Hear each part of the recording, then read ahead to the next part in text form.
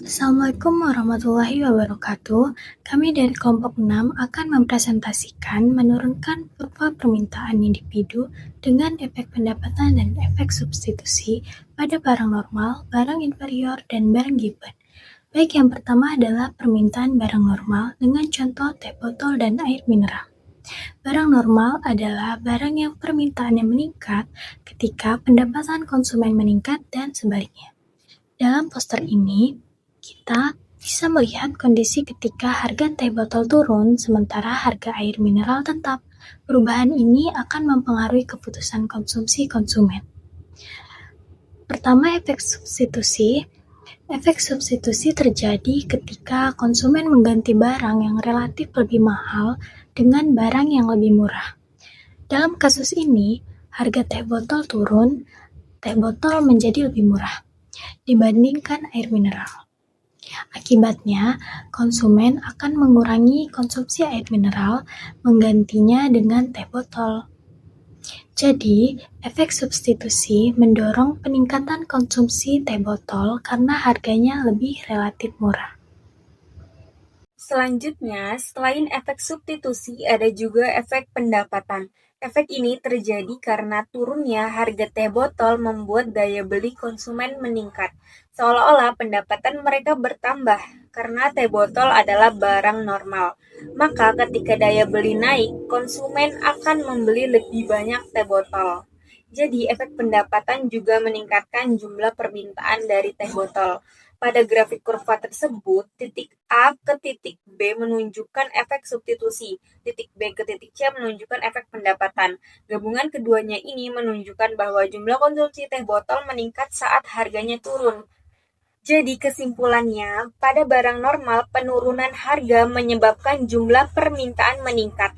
Karena dua hal ini, yang pertama efek substitusi, barang jadi lebih murah dibanding barang alternatif. Yang kedua efek pendapatan, daya beli meningkat. Kedua efek ini bekerja bersamaan dan menghasilkan kurva permintaan yang menurun.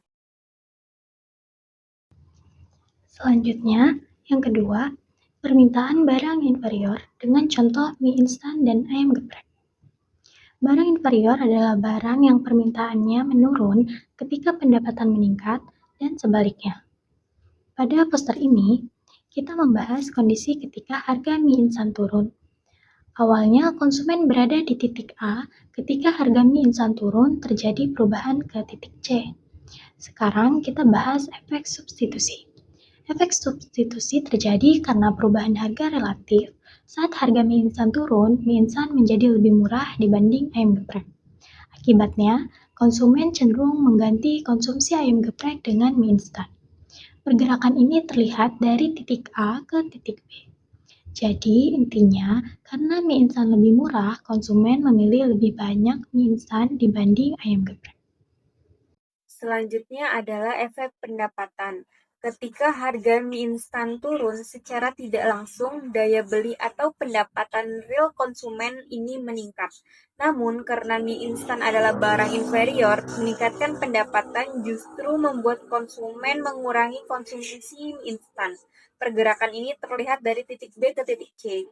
Jadi, efek substitusi menambah konsumsi mie instan. Efek pendapatan mengurangi konsumsi mie instan. Tapi yang penting adalah efek substitusi lebih besar daripada efek pendapatan. Akibatnya, total konsumsi mie instan tetap meningkat dari titik A ke titik C. Pada kurva tersebut menunjukkan titik A harga tinggi, jumlah sedikit. Titik C harga lebih rendah, jumlah lebih banyak. Ini membentuk kurva permintaan yang menurun. Artinya, semakin rendah harga, semakin banyak barang yang diminta. Jadi kesimpulannya, pada barang inferior, efek substitusi dan efek pendapatan adalah berlawanan arah.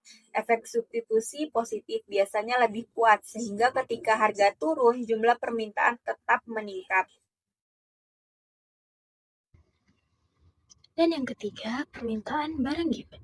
Biasanya, menurut hukum permintaan, jika harga barang turun, jumlah permintaan naik. Namun, pada barang given, hal ini justru sebaliknya. Mari kita lihat bagaimana prosesnya. Bagian 1, analisis grafik A, efek substitusi. Perhatikan grafik A. Kita membandingkan jagung sebagai barang given dan ikan. Yang pertama, harga jagung turun. Terjadi pergeseran garis anggaran dari BL1 ke BL2. Yang kedua, efek substitusi. Ketika harga jagung menjadi relatif lebih murah dibanding ikan, secara alami konsumen ingin mengganti ikan dengan jagung. Kita bergerak dari titik A ke B. Di sini konsumsi jagung naik dari Ki A ke Ki B. Ini adalah respon normal pasar. Selanjutnya adalah efek pendapatan. Karena jagung adalah barang inferior yang sangat dominan, penurunan harga jagung membuat pendapatan real konsumen meningkat. Karena konsumen merasa lebih kaya secara real, mereka justru memutuskan untuk mengurangi konsumsi jagung yang dianggap barang kelas bawah dan beralih ke barang yang lebih berkualitas. Akibatnya terjadi penurunan konsumsi yang drastis dari QB ke QC. Jika kita gabungkan, ini adalah efek total. Efek pendapatan negatif ternyata lebih kuat daripada efek substitusi. Hasil akhirnya saat harga turun, total konsumsi jagung justru turun dari QA ke QC. Jika kita melihat grafik, ketika harga turun dari pie ke floor, jumlah yang diminta justru bergeser dari QA ke QC. Ini membentuk kurva permintaan yang mengiring ke atas bukan ke bawah seperti barang normal. Jadi inti dari barang event adalah dominasi efek pendapatan negatif yang melampaui efek substitusi. Kesimpulannya, barang event adalah pengecualian dari hukum permintaan standar. Penurunan harga justru membuat jumlah yang diminta berkurang karena konsumen mengubah pola konsumsi mereka secara drastis. Sekian presentasi dari kami tentang barang normal, barang inferior, dan barang event. Wassalamualaikum warahmatullahi wabarakatuh.